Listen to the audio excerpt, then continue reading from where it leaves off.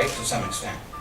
So strict management oversight, get them comfortable by channeling social media communications through their existing external communications apparatus. Could be PR, internally or externally, could be marketing, could be public affairs if it's government, or it could be corporate communications. But they've already got a mouthpiece. They trust the mouthpiece already. Tack social media onto what they're doing. It's not going to last forever, that approach, but it's good enough to get their feet wet.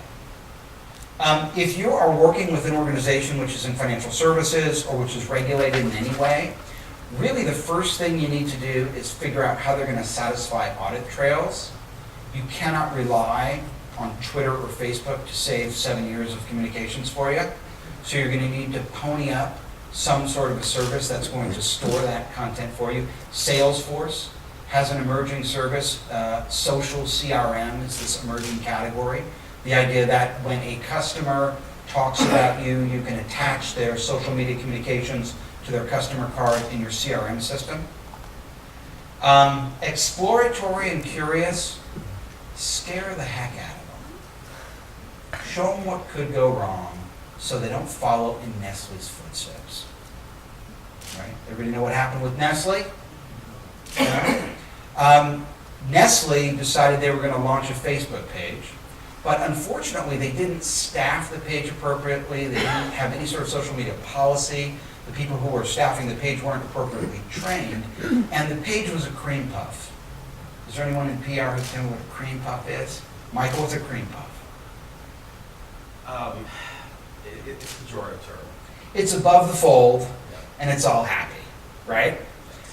So we're 15 years into the commercial availability of the internet, and most websites still suck. You know, I hit a corporate site, I hit a brick wall. It's designed to please the board of directors or management, and it doesn't serve its constituents, right? What happened with Nestle was they were trying to wean themselves off of the use of palm oil in their products. The harvesting of palm oil contributes to the deforestation of the rainforest in Brazil. And so Greenpeace made a little attack YouTube video where they defaced the Kit Kat logo. And of course, the Nestle legal team hit them with a cease and desist. And of course, Greenpeace published the cease and desist on their site for 24 hours before they took it down. And where do you think Greenpeace activists took offense to Nestle? On their Facebook page, right? And they were brand jacked. Well, we've had embassies that have been hijacked before, right? When you build an embassy in another country, it's vulnerable.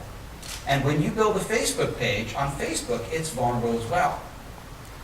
So what happened was the people who were managing the page at Nestle saw these, comments going up which were very critical of their business practices. And what do you think they did? They removed them.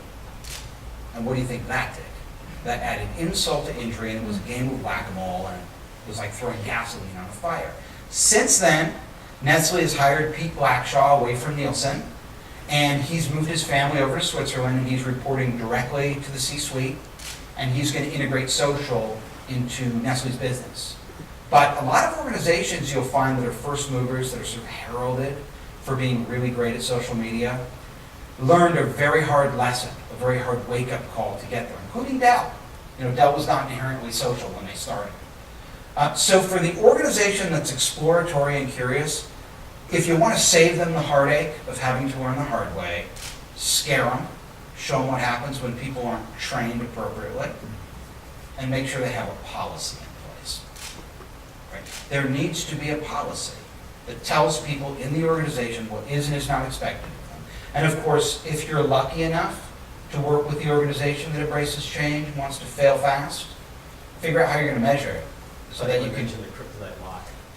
Sure, that's the other famous story, the kryptonite lock. So measurement. Let's talk for a minute about measurement. This is a